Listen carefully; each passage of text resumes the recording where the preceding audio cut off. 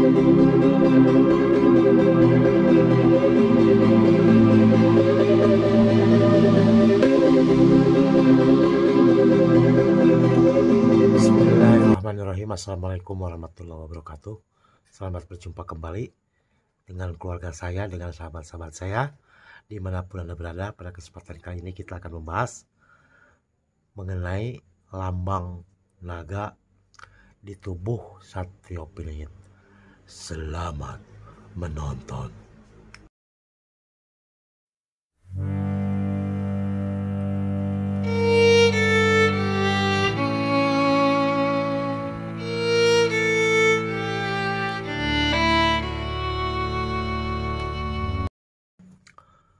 Seorang spiritualis, seorang sesepuh, atau orang yang mendalami ilmu kebatinan, sesungguhnya yang diinginkan itu puncaknya adalah naga.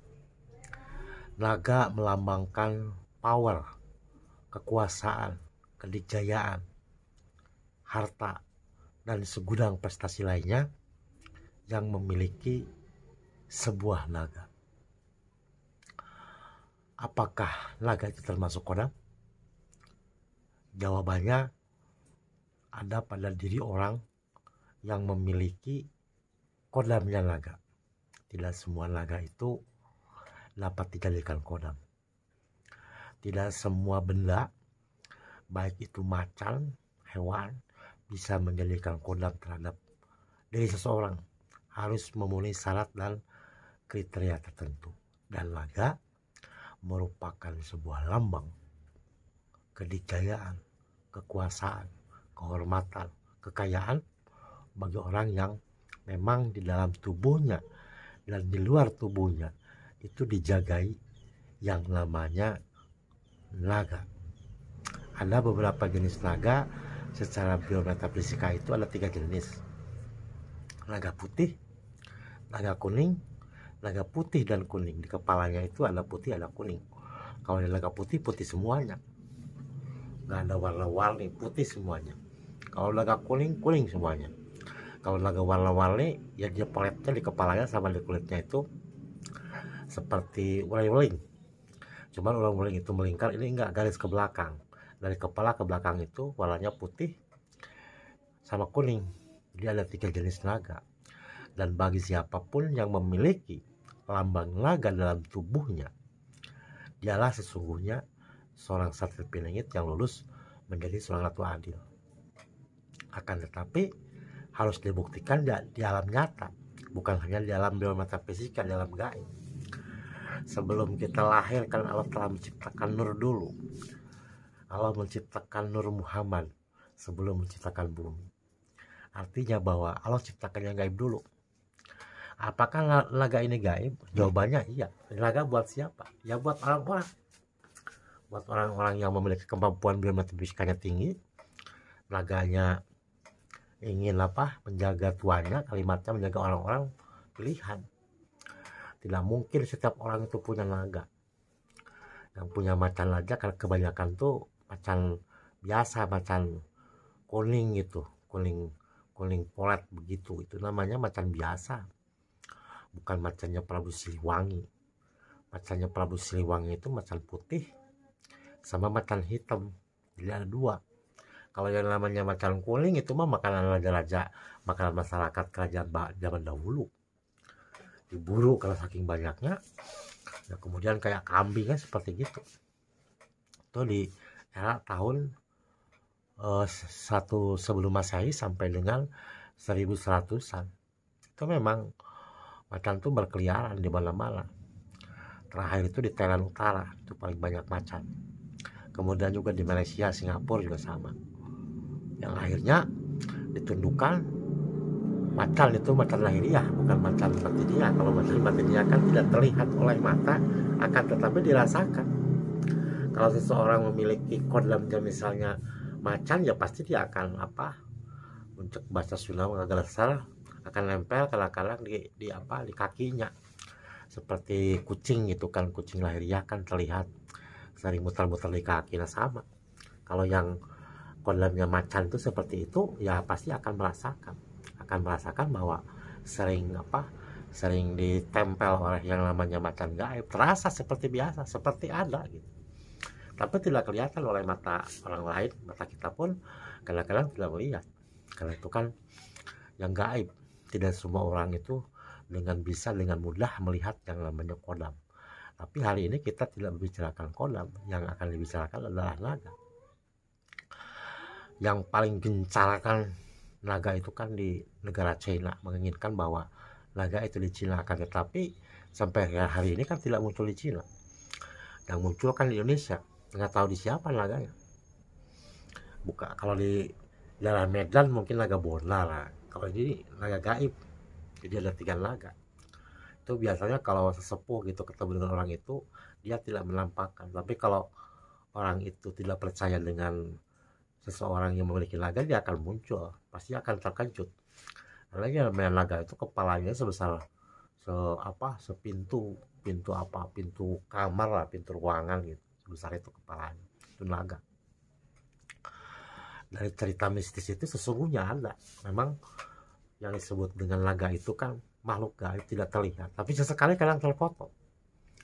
Kalau memang dia haknya akan terfoto, tapi tergantung nanti jenisnya apa. Kalau seorang satu pemilik itu naganya itu harus lengkap, harus 3, bahkan terakhir sebelum diangkat menjadi seorang ratu adil itu dalam dunia metafisik itu naganya 5.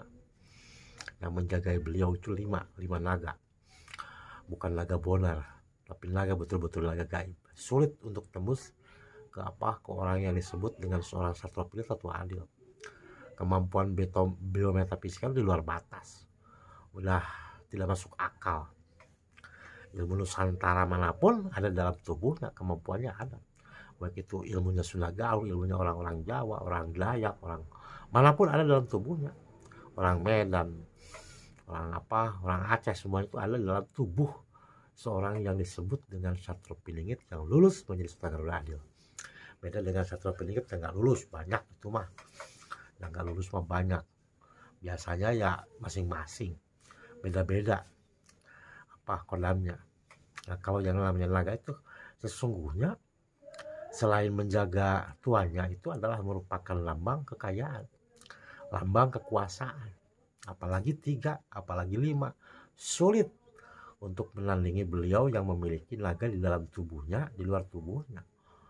Itu kalau orang-orang mampu berbicara bahasa gaib pasti akan ketahuan naganya ada berapa, warnanya ada apa aja. Kalau sudah lengkap ya sudah, itulah yang sudah lulus menjadi seorang ratu adil. Selain di kepalanya ada mahkotanya terbuat dari emas dan ada berliannya, juga naga di dalam tubuhnya, di luar tubuhnya itu ada. Dan yang terakhir di tubuhnya itu tidak ada apapun, tidak ada yang namanya kodam pas segala macam, nggak ada. Tapi sudah merupakan cahaya ilahi robi. Tapi kan itu hanya perkiraan, jangan dianggap sebagai sebuah patokan bahwa pernyataannya Kang Indra itu salah. Ya memang salah lah.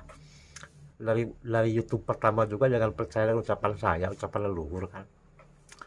Ya, tapi kalau itu sampai terjadi pun jangan dipercaya.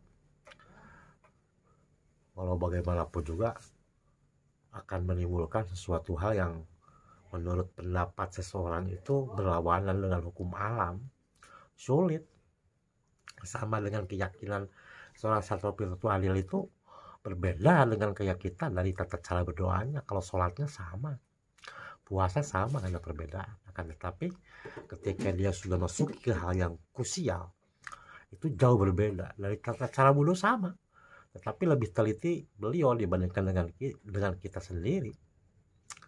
Seorang satwa virtual itu selain memiliki lambang naga, ada macan, ada macam-macam, ada cahaya ilahi, ada nur cahaya, ada cahaya, dan yang terakhir adalah cahaya ilahi robi. Sulit untuk menandingi.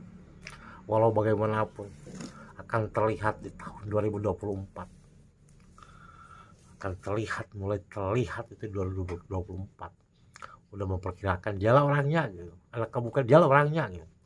Beda, kemampuannya tuh beda.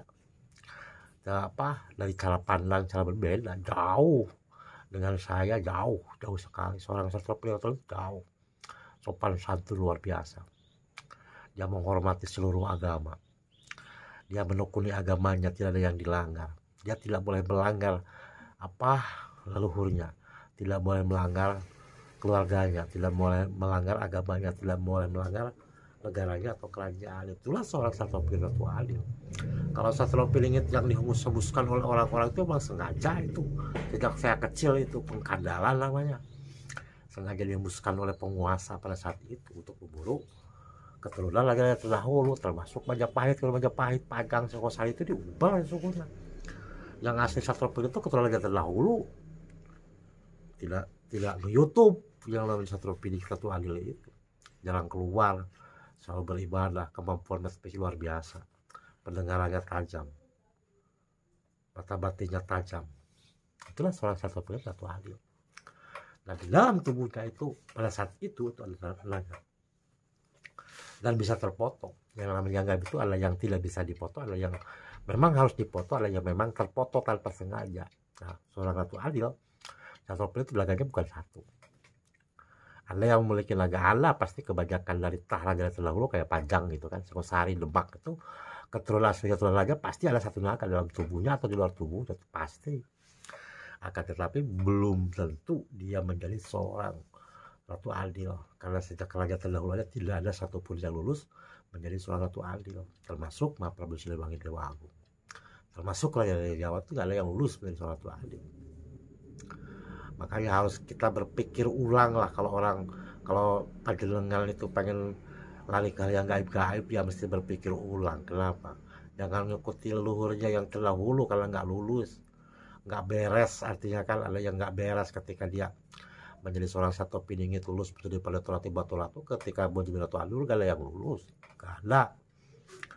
Baru kemarin lah penglihatan saya itu 2011 ada yang lulus. Yang bulan-bulan sih keturunan Nusantara yang menikah dengan keluarga istri daripada Nabi besar Muhammad SAW itu kan baru perkiraan.